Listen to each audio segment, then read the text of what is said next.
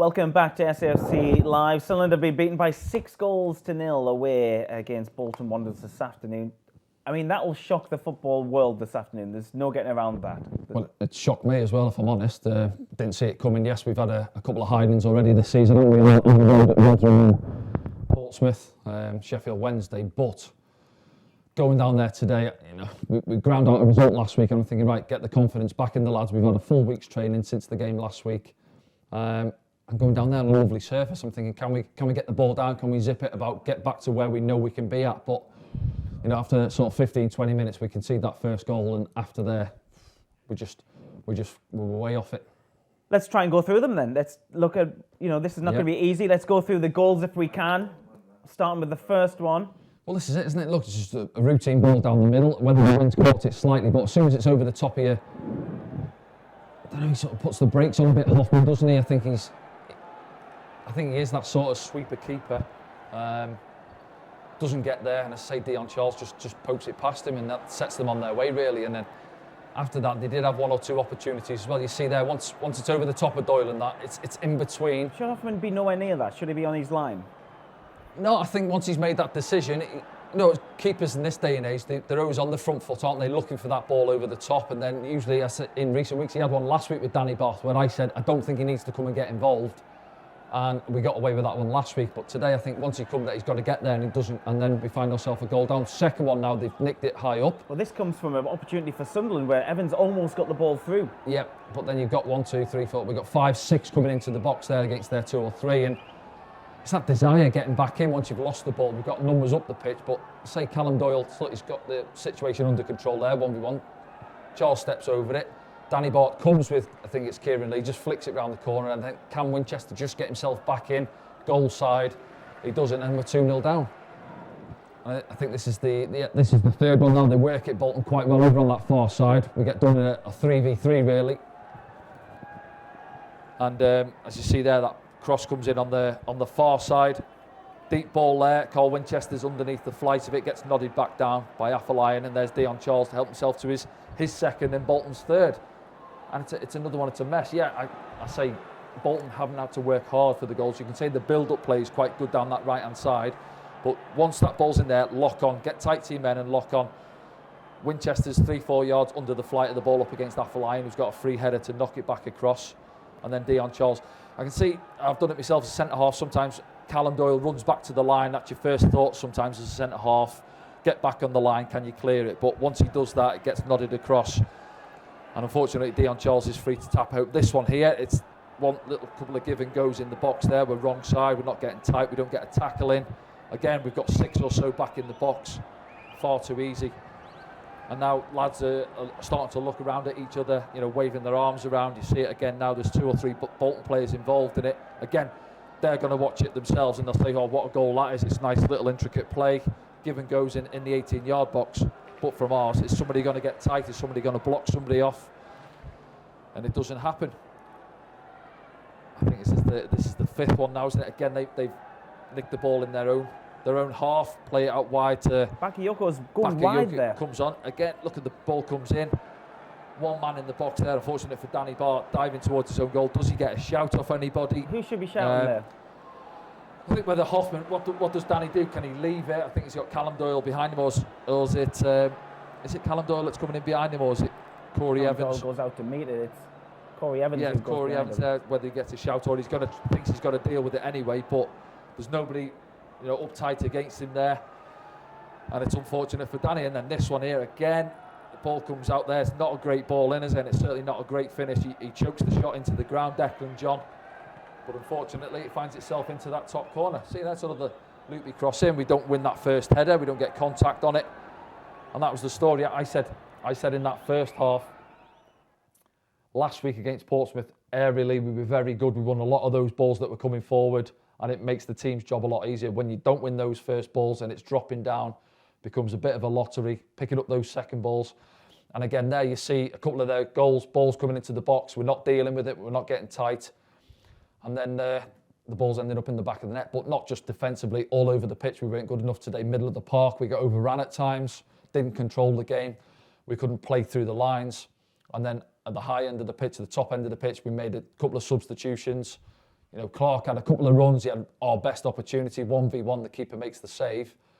Ross Stewart couldn't get into the game. I thought Santos again handled him very well. So it's a massive blow for us. You can accept getting beat, maybe 1-0, 2-1. If you give the opposition credit, and you have to give Bolton some credit, but to get beat 6-0 when we got the opportunity to go top of the table, that's not good enough. We didn't show any Sunderland highlights there. That wasn't on purpose, but I guess the best opportunity would have been Jack Clark in the second half to have himself one-on-one. It was smothered by the goalkeeper in the end. We're going to try and look for positives in the game. This is the Jack Clark opportunity. This is the chance now. Yeah, it's a long ball, isn't it? From and it comes up, to Ross Stewart. Wins his flick on there, and he does well actually. Jack Clark just gets inside his man. You see it back now. Shows good strength there. Gets inside him. 1v1. Keeper comes out, narrows the angle down. To be fair to him, and that's our best, as you say there, our highlights. That is our highlights of the day there. See it again. Good strength. Just trying to slot it, just lifts it. Maybe can he just slot it? Again, it's easy for me sat in the studio and I wasn't a striker. Can he just slot it maybe to that bottom left corner? But what would it would have been a consolation goal anyway. So we're looking for positives again. I guess there was no red cards. There didn't appear to be any injuries this afternoon. Patrick Roberts making his debut as well. Looked tidy on the ball, I guess. Yeah, when he came on, he showed a couple of instances what he's about really, isn't he? Picks the ball up, he's trying to jink past his man. One or two little moments there, we'll see. But team selection for next week, I think this is it there. He does well, he rides that challenge. I think he loses it on the third one there, man getting back at him. But yeah, you could see there just the 20 minutes or so he got, that he's got quick feet, he looks comfortable dribbling with the ball. But for these lads coming on, it was for them getting some game time. That's all it was about. By the time they came on, the game had gone. Interesting for Lee Johnson now and the staff moving forward. Doncaster next week, he's saying there, and team selection. After that, the Tom Bowler will be out in the office. Okay, so there'll be many Sunderland supporters who will be saying this is Sunderland's arguably worst defeat ever because of the level it's at. Yeah. The team just need to dust themselves off and go into that fixture you just mentioned and wash this out of the system as fast as they can, don't they? Well, they do, but it's going to be a tough few days for them, I'd imagine. They're not daft, these lads. They know what is expected of them this season. Well, what's been expected of this club in the last 4 seasons now. Big pressure on to get out of this league. And they're coming into this club. Yes, we're at the third tier, but we're getting 30-odd thousand every week, and the club is used to being at a higher level. So the management, supporters down there today. 5,000 supporters down there today, and then that gets served up for them as well. So they know it's going to be tough on social media, all the match reports, the player ratings, etc., which will come in. I've been there myself, and I've been involved in a couple of hidings. It's not nice. You know what's coming. You've got to expect it. You take the rough and the smooth, so to speak, don't you, as a footballer?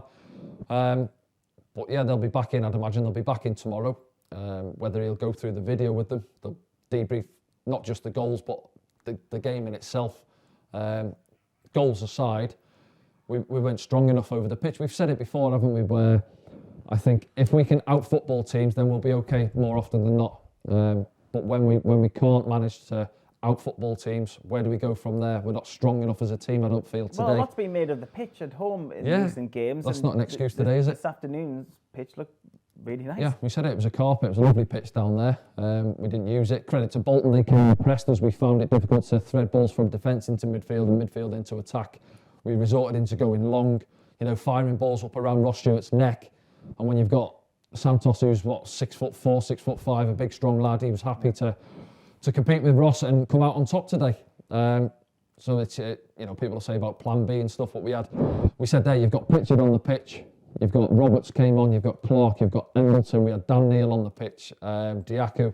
Look at all these players, and when they're on their day, they're going to cause teams at this level problems. But when it doesn't click and you're not at it, that's what can happen.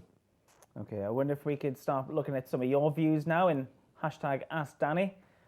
Let's get into it then. It's not going to be pretty. 7 wins from the last 17 league games is definitely not promotion form. Where do we go from here? I didn't realise that was it's quite a stark fact there, isn't it? I didn't either, yeah. So when you're looking at it like that, it's not good enough, but at the same time, we were second going into the game, well, joint top. Obviously, Wigan got games in hand and goal difference ahead of us, but going into today, he's second. We've had a little confidence booster last week against Portsmouth. Yes, it wasn't great last week. Neither side were good last week, but we came out on top. So you're thinking, can we kick on again and get a run going, get back on the winning trail? And going down there today, before the game, look at the starting 11 on the bench. We discussed it before the game, and I'm sure most fans would have looked at that and thought, I was very excited about the bench. do you know what? You're looking at that, you're confident going down there. Yeah. Yeah, Bolton have won their last couple of games, but overall, they've had a poor run of form. They're down in 15th.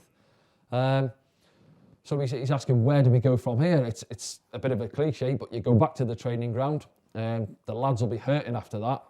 Confidence will be low.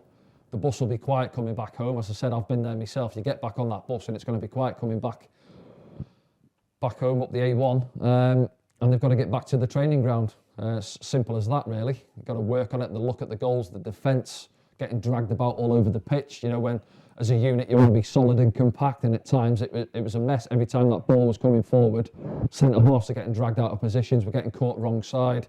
We're not winning, as I said before, we're not winning first contacts.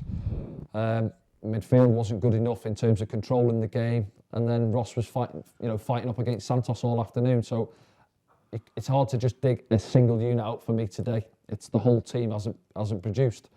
So they'll have to get back to the training ground, get back out on the pitch. Another full week's training, haven't we? Yeah. No midweek. No midweek. You've got to get back to Doncaster coming up here next week. I know they had a good result last week. I'm not sure how they've gone today, but we'll have a look in a minute. Yeah. But at home to Doncaster Rovers, no disrespect to them, but we've got to be beating these teams. Yeah. I've just got to try and get back on top. Let's just pause the hashtag Ask Danny's and have a look at the other scores and the table in the EFL League One if we can. This is the other scores. Accrington 2, Morecambe 2, AFC Wimbledon 1, Shrewsbury 1, Cheltenham 0, Wigan 0.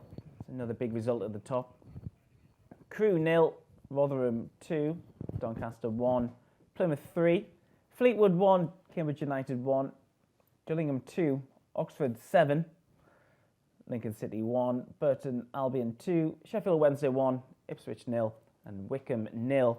MK Dons 1, so a couple of results actually going our way there. Well, they have done, yeah, and we could have gone top what's ifs and buts, isn't it? If we'd have won there today, Wigan obviously drawing in at Cheltenham.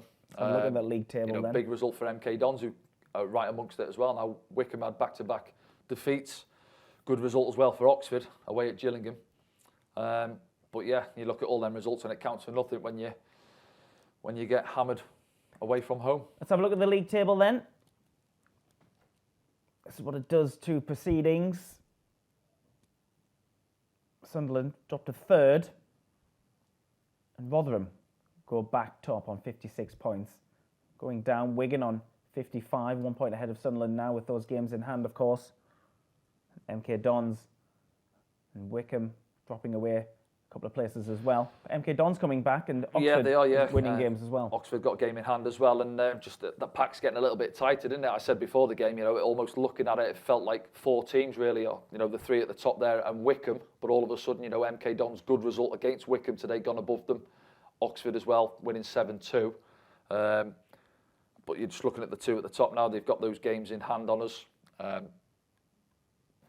Got to keep going, haven't we? Just got to keep plugging away. Okay, then let's pick up on the hashtag Ask Danny's then. We've had one from Billy. Let's have a look at another one. This one's from Daniel, who says, do you think we are overly confident, arrogant in away games? We don't play enough defensive-minded players, in my opinion. At time of writing, we only have 2 proper defenders on the pitch. Only started with 3. That's no way to keep goals out. Overconfidence, I'm not sure. I always feel with us, in the first 10 minutes of a game, I get the feeling of how we're going to go for the afternoon. And you might think, that's easy to say, but no. I think you look at the home performances where we've managed to press teams well, control the game and get an early goal, and then throughout that makes the game easier then. We've had 3-5-0s at home this season, going away from home. When we can't get our passing game going, I said, we don't watch the other teams week in, week out at this level, but I've seen enough of us to think when we can get our passing game going, then we're more than a match for anybody in the league. You look at some of the attacking players we've got in the squad, but when it's not there, when the going gets tough, and by that I mean the ugly side of the game, those 50-50s where the loose balls, if you're not picking them up, if you're getting out muscled in the middle of the park, or you're not winning first contacts, and that's where we tend to struggle, and that's where we've got to be better. People will say, does that come down to a plan B? I'm not sure. Possibly, but what's plan B? If you've not got a plan A in terms of passing through teams, then Do you then go long? Do you shell it up to Ross Stewart? Do you get bodies around him and you look for flick-ons and for second balls? Yes, you could possibly play that way, but then it becomes a bit of a lottery game, doesn't it, really? If, looking at teams who are associated with that style of football, it would be Gillingham and maybe Wickham at this level, where they go long and that's the way they play, that's the way they perhaps work through pre-season and they set up through the season, but that's not us. Lee Johnson wants us to try and play a different way. He's brought players into the squad to try and pass out back into midfield into the front lads, and that's how, when we've been at it this season, we've been too much for teams to handle. The point about the defenders I want to ask you about. Dennis Serkin was substituted in the second half. Why do you think that was? Yeah, not whether he picked up a knock on, I'm not sure. I think he's had a couple of injuries already this season, hasn't he? Where he's missed games. Now, obviously, Denver's left, and if you take Dennis out of it, then we haven't got another left back at the club at this moment in time. And similarly, he's asking the question there over at right back as well. Huggins I think he might be out for the season. He's been out for a while already. Trey Hume's come in. Again, he's on the bench. I'm guessing that they don't feel he's quite ready yet. I know he's 19-year-old and he's been playing over in Northern Ireland, but I think Bailey Wright would perhaps get in ahead of him. Carl Winchester playing there today. Last week we played a back three with Lyndon Gooch at right wing back. So he's not playing out there at the minute. And obviously, I think Winchester's done well in general when he's played there this season. Today, he had a bit of a difficult afternoon, as most of the team did. But yeah, is it coming back to sort of square pegs and that? And then people might ask, are we still looking to strengthen in these areas of the pitch? With Dennis coming off, then you're putting Lyndon Gooch to left back. I said it there on comms. Lyndon's obviously not a left back. He's right-footed. He's not bad on his left foot, but you don't want to see Lyndon Gooch playing at left back. You want players playing in their natural positions. Centre half, we're okay, aren't we? You've got Doyle and you've got Bath there. Bailey Wright's to come back in. He's actually not involved today. Yeah. So yeah, I think it's a difficult one, because last week I thought, you're looking at it, we had the clean sheet with the back three, and we looked fairly solid. Limited Portsmouth to very little, and then all of a sudden today, this is where, when I watch us, we never seem to have an average performance. We always seem to be at it and we're up there, and then all of a sudden we just put in a performance like we have today and we drop right down there, where everybody throughout the pitch, I've said, sometimes you can get away with one or two of your players having an off day and you can carry those players, and obviously the manager can substitute them. But when we go massive time, and today's been one of those days where, who stood out today as having a good game. It's hard to pick somebody who thought, he had a steady game today. And certainly when you've been beat 6. Don't worry, I'm not going to ask you for a don't ask me for a man of the match, no. Let's move on to another hashtag, Danny, because we've got a few to get through, I believe. This is the next one's from Tom, who says, aren't we clearly more effective when we play 3 in the back, stopping quietly in Dallas, Texas? I think Sunderland fans are crying all over the world this afternoon after that one. What do you make, a 3 or 4 or 5? Yeah, it's always easy, I think, post-match to maybe look at the formation. We've done it before, haven't we? You look at the formation and can you blame that? Well, we've had good performances with the back 3 and we've had poor ones, same in a 4 and a 3 as well. In a 4, 4-2-3-1, 4-3-3, whatever we've gone with. So I wouldn't blame the formation as a whole, really. He's saying that more effective when we played a back 3. You could probably look at it last week. We had a good result with the back 3. Could he have changed it and gone back to that? I'm not so sure if that had affected it, really. I just think when players have an off day, that's just how the result goes as well. Yeah. At times in the first half, as I said there, first 10, 15 minutes, we were trying to play and we did beat their press at times. But then we concede that goal and we almost come a little bit nervy. There are 2 or 3 passes, then Afolayan gets that shot away, doesn't he? And then it's all right having a bit of possession. And we did have a bit up on that right-hand side. We were trying to probe and get in and around, but Bolton got back, made it difficult. Embleton had a half chance, didn't he, with that shot from outside the box. But we found it difficult to break them down and to play in through them in and around in Ross Stewart and get him involved. And I don't think Ross had a chance today himself, did he? So we can talk formations all day long, but for me, and as a former player, I always look at it, how did players perform? Whether we were in a back 4 or a back 3, did the players do themselves justice? Defenders, did they win their headers? Did they come out on top against their strikers? Now, I keep going back to it. Santos came out on top against Ross Stewart today. Our lads at the back got a little bit of a run around from Dion Charles, Afolayan, the other boys when they come on Bakayoko. So that's how it went. So Tom's asking the question in terms of formations. yeah, we can look at it, but I just think it comes down to how the boys performed on the day, and it wasn't good enough. Okay, let's move on to another one then, please. This one's from Mr. David Spencer, music education, the teacher. In Kuala Lumpur, wow, look at that. Is this the result likely to trigger transfer movement or indeed put some transfer targets off? Quite possibly. They might have been, right prior to the game anyway, weighing up 1 or 2 transfer targets where we're still looking to strengthen. I've obviously mentioned it there in a couple of positions. We've mentioned it last week. I think maybe for me, do we need a bit of a force in the middle of the park as well today at times, controlling the games, getting a bit of a unit in the middle of the park when it gets tough and when the passing game's not quite there, someone in there just to break play up, put a foot on it and get us going again. And will it put people off? Possibly not. We're still in a good position. You've been beat 6-0, and I know the fan base obviously going to be fuming. But with those that. results around us this afternoon. Yeah, and it's getting tighter as well. So I'm no sure one's really pulled away. I know there's games in hand around us, but yeah, we're still there and thereabouts. We're still there and thereabouts. Of course we are, and that wasn't going to change regardless of the result today. But in terms of putting players off, I don't think so. I think they'll have still been looking at 1 or 2 players to bring in prior to today and whatever the result was. After today's performance, where do you think Sunderland need to strengthen the most? I still think, if Trey Hume's not ready to come in, do we need a proper right back in there? I know Winchester played that. I like to see Carl in the middle of the park. Do we need another left back now that Denver Hume's gone in the last couple of days? With Denver going, yeah, I think so. If again, Dennis Sirkin, has he come off, has he picked up an injury, or is it just that Lee Johnson wanted to change it out there? But I think if we lose him, then we haven't got another natural left back. So I think we need 1, maybe 2 full-backs to come in. Middle of the park, as I said there, bit of presence in the middle of the park. And the question is obviously up top as well. If Ross Stewart, if for the formation we play, we only play 1 real out-and-out striker, which is Ross, and then a couple either side of him. Now, if Ross gets injured, where do we go from there? You're looking at the younger lads. Kim Pioka's obviously still around the club at this moment in time. So yeah, I think they're still looking at somebody up top. Jermaine Defoe's been thrown in there again. That seems to be rumbling on. Is there something going to happen with that one? Still time. I'm not sure. Still time. Monday, deadline day. He's a free agent anyway, isn't he? So also I think could overrun. He's all right to come in once the window shuts anyway. But good knowledge. Yeah, I think that's got a bit sorted with him one way or the other. But anyway, that's not for me to say regarding Jermaine coming in.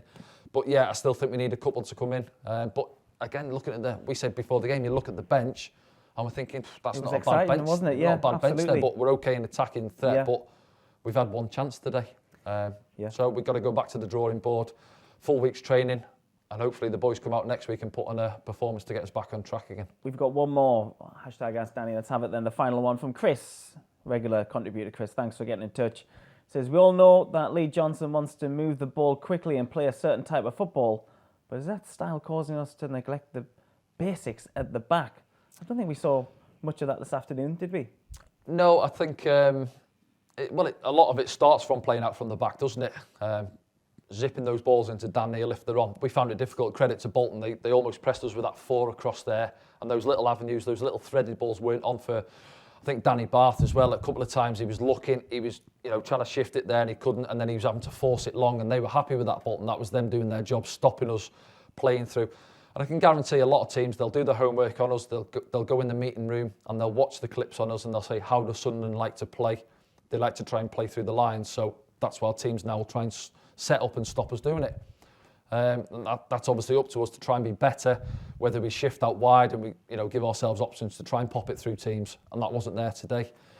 Coming down in terms of defensively, I don't think maybe the second goal is the one I'd look at where they've hit us on the counter-attack, haven't they? But we had good possession high up. Afolayan's the one who's nicked it, but we still had good numbers back there. We were almost 5 against 2 or 3 in the box, and that comes down to picking up. The ball drops to, I think was it Afolayan that Afolayan that put it away, wasn't it? Kieran Lee flicks it round the corner. That comes down to individual players for me. That comes down to their effort, desire, getting back, wanting to defend, and keeping the ball out of the net, and it comes down to those really, and that wasn't there for that goal. And then you can ask for more character, I think, from the team. I know people are going to question Lee Johnson. That always comes from the fans after a game, and the formation, the personnel, etc. But when you look at the goals that they've scored today, as a collective, as a group, and as the players there, they've got to sit down and look at them and think, lads, that was horrific. You know, it's hard watching it for us. They'll get back to the training ground in that meeting room. You'd be cringing in your seat watching that for a lot of the lads there today and getting back. And I said to you there, if you're going in that ground today watching the game as a neutral, you're coming away thinking, oh, Bolton, they're in second there, and the other team they played there, you know, in 15th. That's how it looked. We looked like the team treading water in mid-table. Shocking performance. We can't get away from it, but we've got to just get back to it and get back to it sharpish. Yep, and that's when we'll start again on Saturday the 5th of February, here on SAFC Live. Thanks for watching, everyone around the world. It's always appreciated. We know we have the greatest supporters in the world, and we will do on Saturday as well when we take on Doncaster Rovers. 3 p.m. kickoff for that one, so we'll be on air from 2:30. Myself and Danny will be down on the gantry here at the Stadium of Light, where we're broadcasting from this afternoon. I'm off to see if my car hasn't blown away. Sunderland have been blown away this afternoon by Bolton Wanderers. I'll see you next time.